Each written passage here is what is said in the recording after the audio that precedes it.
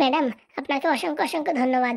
আরে ধন্যবাদের কি হলো, আপনার ফোনে কথা বলায় যে আমার উপকার হয়েছে তা বলার বাইরে। আরে ওসব তো ছোট ছোট ব্যাপার, আমার বড় বড় এমএলএ এমপির সাথে খাতির আছে। ওই প্রফেসর যদি না বলতো না, ওরে এমন জায়গায় ফোন করতাম না, ওর চাকরি নিয়ে টানাটানি বেঁধে যেত। সত্যি আমি ভাবতাম আপনার পাওয়া শুধু এই এলাকায়, তা দেখি বাবা, নারকেল বেগম নাম মানে ফেমাস নাম।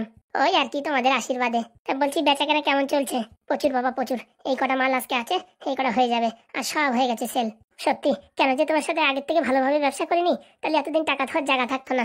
যা হয় ভালোর জন্য হয়, আপনি এক ঝাটকা খেয়েছেন, আমিও এক ঝাটকা খেয়েছি, এইবার মোটামুটি ঠিক আছে। ঠিকই বলিস, মানুষ ঝাটকা না খেলে লাইনই আসে না। তা বলছিলাম ম্যাডাম, আপনার সাথে আরেকটা কাজ ছিল। বলো না, টাকা পয়সার দরকার? না না, ছোট্ট একটু হেল্প। আরে তোমার জন্য সব কিছুতে আমি রাজি, বলো। বলছি কি, আগে আমরা যে বাড়ি ভাড়ায় থাকতাম না, হ্যাঁ, ওই বাড়ির কাকার সাথে খুব সমস্যা হচ্ছে। ওই বিজয়ের বাবা, কি আছে? বিজয় বিষয় সম্পত্তির জন্য ওর বাবার উপরে উঠে পড়ে লাগিছে, এখন মারি ফেলতে চাচ্ছে ওর বাবারে। ও হারামজাদারে সেই সময় একদম সাইজ করে দিতাম, কিন্তু আমার বড়টার জন্য দিতে পারলাম না। না না, ওরে হাতে না, ওরে ভাতে মারতে হবে। ঠিক বলিস, ওরে তো সেদিনই দিতাম টাইট করে। ওই নির্ঘাত ওই শালা এমএলএ 1 লাখ টাকা আনিয়ে দিয়েছে বলে আর কিচ্ছু বলতে পারলাম না। ওই এমএলএর সাথে পাত্তা কাট হয়ে গেছে, ওর এখন কারোর সাথে লাইন নাই। তাহলে দেখো মালটারে কি করি। না না, ওর বউটা বিশাল শয়তান, বুঝতে পেরেছেন?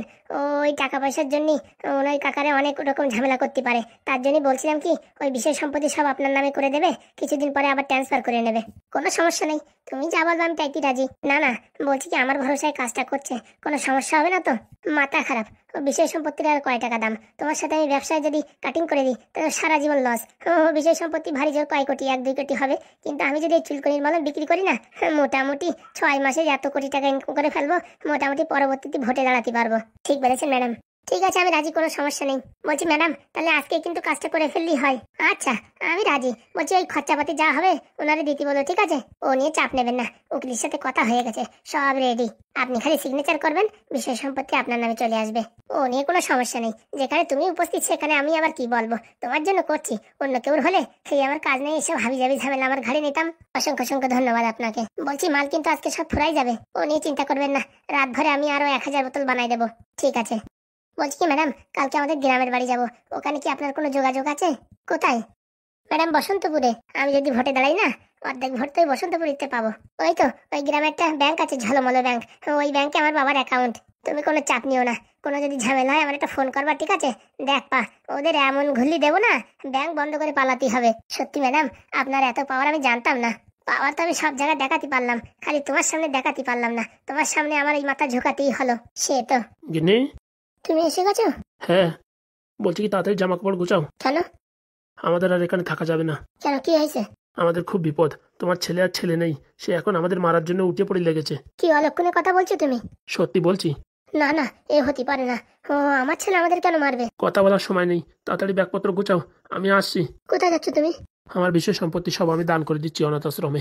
কি বলছো? হ্যাঁ হ্যাঁ, এত সম্পত্তি সব অনাথ আশ্রমে দান করে দেবা? ওর থেকে ছেলেটারে দিলে তো হতো। যে ছেলে তার নিজের বাবা মারে মেরে ফেলতে চায়, সে ছেলের আর কি দেবো, সব অনাথ আশ্রমে দান করে দেবো। সত্যি, তোমার আর কি বলবো, ওই সম্পত্তির জন্য তো ঝামেলাতে ছেলেটারে দিয়ে দাও না তো, আমরা আবার কদিনই বা বাঁচবো। তোমার যা বলছি তাড়াতাড়ি শোনো, কেতা কম্বল গুছাও। একবার ভেবে দেখো, দান করার আগে ছেলেটারে কিছু দিয়ে নাও। আমার এক কথা 100 কথার সমান, তাড়াতাড়ি রেডি হয়ে যাও, কিছুক্ষণ পর আমি তোমায় নিতে আসছি। চলো ফুটো। কাগজপত্র নিয়েছেন? ওই তো ওই ঘরে আলমারির ভিতরে আছে। চলেন। স্বামী, একটু ভেবে চিন্তে কাজ করতে। এ কি পাগলের পাল্লায় পড়েছি রে বাবা, এত কষ্ট করে সব জিনিসপত্র বানানোর পরে এখন তো অনাথ আশ্রমে দান করে দেবে। পাগল হয়ে গেল নাকি? আর ছেলেকে আমাদের মারতে পারে কোনোদিন? নির্ঘাত ওই ফুটোরা কোনো না কোনো বুদ্ধি দেছে। আর কি বলবো রে, স্বামীটাও পাগল হয়ে গেছে। কি করবো, জামা কাপড় গুছাবো কি গুছাবো না? যে দিনের তো ছেলেটার বিয়ে হয়েছে সেই দিনের তো একটু শান্তি নাই, একটা না একটা ঝামেলা আসতেই রয়েছে একের পর এক। বলছি কি, তোমার মা ওরকম মন খারাপ করে আছে কেন? শোনো তো মা। খোকা, তুই চলে আসিস? হ্যাঁ মা, একটা কোম্পানিতে চাকরির ব্যবস্থা হয়ে গেছে, এখন থেকে আর কোনো টেনশন নেই, সংসারের সব দায়িত্ব আমি নিলাম। এদিকে সর্বনাশ হয়ে গেছে বাবা। কি সর্বনাশ মা? তোর বাবার মাথায় কি হয়েছে তা কে জানে, সব টাকা পয়সা বিষয় সম্পত্তি অনাথ আশ্রমে দান করে দিয়ে আসতেছে। অনাথ আশ্রমে দান করে দিয়ে আসতেছে মানে?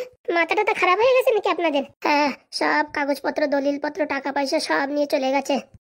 কোথায় গেছে সে আমার বলেনি, বলছে অনাথ আশ্রমে সব দান করে দিয়ে আসবো, সেই কথা বলে জিনিসপত্র সব নিয়ে চলে গেছে। বলছি বাবার কি মাথা খারাপ হয়ে গেছে? আমি বললাম যে অনাথ আশ্রমে দান করতে ছেলেরে সব লিখে দাও, খালি খালি এসব ঝামেলা করছো কেন? তা কি বললো? বলছে মরে যাবো তাও ওরে ফুটো করে দেবো না, সব দান করে দিচ্ছে। কি বাবার মাথায় হঠাৎ করে এইসব বুদ্ধি কোথা থেকে আসলো? তোর বাবা এসে বলছে তাড়াতাড়ি ব্যাগপত্র গোছাও, তুই আর তোর বউ মিলে নাকি আমাদের মারতে চাইছিস। কি বলছে গিন্নি এসব? এইসব খবর কি করে লিক হলো? কে জানে? কোথায় গেল বউটা আবার? বলছে কি মা, আপনাদের কি মনে হয় আমরা আপনাদেরকে মারতে পারি? না না, তাই কোনদিন হয় নাকি? তোমরা ঝগড়াঝাটি করতে পারো কিন্তু আমাদের মারতে পারো নাকি? তাহলে এসে উল্টোপাল্টা কথা কে বলে? বলছি মা, ওই বাবার সঙ্গে আর কেউ আসছিল নাকি? আসছিল ওই ফুটো, মানে যত নষ্টের গড়া ওই ফুটোরা না। বলছি কি মা, তুমি বাবারে বলতে পারোনি যে এসব কোনোদিন সত্যি হতে পারে? কত বোঝাইছি, কোনো কথা শুনলো না, পটাপট করে দলিল ফলিল বের করে নিয়ে চলে গেল। দলিল নিয়ে চলে গেছে? হ্যাঁ বাবা, তুই ফোন করে একটু ঠেকা, নয়তো সব দান করে দেবে, তখন আমাদের রাস্তায় ভিক্ষে করতে হবে। দাঁড়িয়ে দেখছো কি? তাড়াতাড়ি ফোন করো। করছি। তাড়াতাড়ি লাগাও ফোন। আপনি যে নাম্বারে ফোন করছেন সে নাম্বারটি এখন সুইচ অফ আছে, অনুগ্রহ করে কিছুক্ষণ পরে ফোন করুন। সুইচ অফ করে রেখেছে? এসব ওই ফুটোদের বুদ্ধি। এখন কি হবে গিন্নি? কি আর হবে, যাওয়ার হয়ে গেছে। বলছি কি, আমি আর তোমার সংসার করবো না, হ্যাঁ আমি চলে যাচ্ছি। কি কথা বলছো গিন্নি তুমি? হ্যাঁ, আমার জন্যই তো যত ঝামেলা না, এর জন্য আমি সংসার করবো না, চলে যাচ্ছি। এরকম কথা বলে না। কি করবো, আমার জন্য তো যত ঝামেলা, এর জন্য আমি বিদায় নিচ্ছি। তুমি চলে গেলে গিন্নি আমার যে সব শেষ হয়ে যাবে। এমনিতে তো সব শেষ হয়ে গেছে, আর আমি থাকলেই বা কি, না থাকলেই বা কি। বলছি এদিকে আসো। যাবো ওখান থেকে বলো, আমি আমার কাছে আসবো কিসের জন্য? আসো না একটু। বলছি কি, মারে যদি আমি আর তুমি নিয়ে যাই, মারে তো বাবা নিতে আসবে আর খুঁজে পাবে না। যখন নিতে চাইবে তখন আমরা ডিমান্ড করবো আমাদের এত টাকার দরকার, তাহলে মারে দেবো, নয়তো দেবো না। তোর কি মনে হয় এ বুদ্ধি কাজ করবে? 100% করবে। দেখ, টাকা যদি হাসিল হয় তো হলো, নাহলে কিন্তু আমি তোর সংসার করবো না। তুমি বউ টেনশন করে না, যেখান থেকে পারি আমি তোমার টাকা জোগাড় করে দেবো। কি আছে বাবা? বলছি কি মা, বাবা যদি এইভাবে সবকিছু দান করে দেয়, আমি তো পথের ভিখারি হয়ে যাব। কতবার বললাম শুনলো না। বলছি মা, আমার কাছে একটা রাস্তা আছে, এই রাস্তা যদি শোনো না, তাহলে আমি এরকম ভিক্ষে করে মরবো না। কি রাস্তা বল বাবা? আমার নামে তো কোনো বিশেষ সম্পত্তি নেই, থাকলেই তো লিখে দিতাম। তুমি আমাদের খাজানা। মানে? তুমি এখনই আমাদের সাথে চলো, বুঝেছো? বাবা তোমায় নিতে আসবে, তারপর আমার ফোন করবে, তখন বলবো আমাদের নামে একটা বাড়ি না করে দিলে পারে মারে দেবো না। বলছি বাবা, এটা করা কি ঠিক হবে? তুমি তোমার সন্তানের জন্য মা এটুকু করতে পারবে না? আমি কি পথের ভিখারি হয়ে যাবো বলো মা? তুমি কান্না করিস না বাবা, তোর জন্য তো আমি সবকিছু করতে পারবো। 10 মাস 10 দিন ধরে গর্ভে রাখিছি, আর তোর জন্য এটুকু করতে পারবো না? একটুখানি অভিনয় করলি মা, আমার ভবিষ্যৎ একদম সেটেল হয়ে যাবে, নয়তো সারা জীবন ভিক্ষা করেও পারবো না। আর এই যে তোমার বৌমাও কি আমার সাথে থাকবে নাকি? আমার ছেড়ে দিয়ে চলে যাবে। ওই চৈতালি যদি আমার ছেড়ে দিয়ে চলে যায়, আমি আর বেঁচে থাকতে পারবো না। ঠিক আছে বাবা, কান্না করিস না, তুই যা বলবি আমি তাই করবো। ঠিক আছে চলো তাহলে এক্ষুনি আমাদের সাথে চলো। কোথায় যাবো বাবা? আমার বান্ধবীর বাড়ি চলো, কারণ কি আমার বাড়ি গেলে পারে অবশ্যই খুঁজতে আসবে, এর জন্য আমার বান্ধবীর বাড়ি চলো। ঠিক আছে চল। মা, তুমি এখন আমার শেষ ভরসা, তুমি সাহায্য না করলে পারে আমার যে সব শেষ হয়ে যাবে। বলছি তো, আমি তোরে যেভাবে পারি তোরে সম্পত্তি অর্ধেক দিয়েই যাবো। ঠিক আছে মা, অনেক অনেক ধন্যবাদ তোমাকে। চলো মা, চলো। চল বাবা চল। কি জ্বালায় যে পড়েছি, কারে আর বলবো। এই যে পাদু, সব কাগজপত্র রেডি। বলছি জেঠু, আপনি সব জায়গায় সই করেছেন তো? ওই তো উকিল বাবু যেখানে যেখানে বলেছে সব জায়গায় সই করে দিছি। এখন নারকেল বেগমের ম্যাডামের সই হলি পারে আমি এটা সাবমিট করে দিলেই হয়ে যাবে। দাও দেখি কোথায় সই করতে হবে। এই যে ম্যাডাম ধরেন, নারকেল বেগম। দেখো পাদু, যেখানে যেখানে টিকমার্ক করে দিছি সেখানে সেখানে সই করবে। হ্যাঁ আমি জানি, আমি জমি জমা কিনে নিই নাকি, কি ভাবো? হ্যাঁ হ্যাঁ ম্যাডাম ওখানে। হ্যাঁ দিচ্ছি, দাঁড়াও, অত ব্যস্ত হয়ে না। এই যে লাস্ট সই হয়ে গেছে। হয়ে গেছে? শোনো, এখন সব বিষয় সম্পত্তি নারকেল বেগম ম্যাডামের নামে হয়ে গেছে, বুঝেছো? অনলাইন সার্চিং করলে আর পাবে না। বলছি আমার নামে কতদিন পরে করতে পারবো? যখনই বলবার তখনই, কিন্তু এই 15 দিনের ভিতরে হবে না, 15 দিন লাগবে আপডেট হতে, বুঝতে পারিস? আচ্ছা। পাদুর জন্য আপনি বাঁচিয়ে গেলেন, নয়তো আপনার বাঁচার কোনো লাইনই ছিল না। সব তোমাদের জন্য, তোমরা যদি না বাঁচাতে না, আজকে আমার কাজ শেষ হয়ে গেছিল। এতক্ষণে অ্যাম্বুলেন্সের ভিতরে থাকতেন, বুঝতে পারিছেন? শেষ যাত্রায় নিঃশ্বাস গুনতেন। বলছি কারোর ছেলে এত বড় শয়তান হতে পারে? আর বলবেন না, ছেলে তো আগের থেকে বাতিল ছিল, কিন্তু বিয়ের পরে যে এরকম বাতিল হয়েছে যে জীবন মরণ দেখতেছে না, ওইসব হচ্ছে বউ পাগল। তা ঠিক বলেছেন, বউর জন্য সবকিছু করতে পারে, এমনকি নিজের মা বাবার এই পৃথিবী থেকে সরাই দিতে পারে। উলাঙ্গার একটা জন্ম দিছি, দুঃখ পাবেন না, সব ঠিক হয়ে যাবে। আর ঠিক এতক্ষণে চিতে উঠার টাইম হয়ে গেছিল। ভাগ্য বলো ফুটো ঢ্যাব না রে পাদু মানে বাঁচাইছে। বাবারে বাবা, এত খতরনাক বৌমা আপনার, আর বলবেন না, বান্দায় রাখার মতন। তাই তো দেখতেছি। এই যে হয়ে গেছে, ধরো।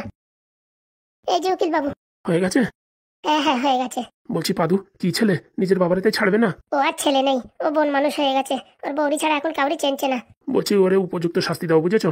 শাস্তি তো ওরে দেবো, ও নিয়ে টেনশন করবেন না, ওরে রাস্তার ভিখারি বানায় ছাড়বো। বলছি ওরা একটু কায়দা মতন শাস্তি দিও, যাতে ও বুঝতে পারে ওর বউর জন্য সবকিছু হয়েছে। হ্যাঁ বাবা পাদু, ওরে এমন ভাবে শাস্তি দিও যাতে ও বুঝতে পারে যে ওর বউর জন্য ওর জীবনটা নষ্ট হয়ে গেছে।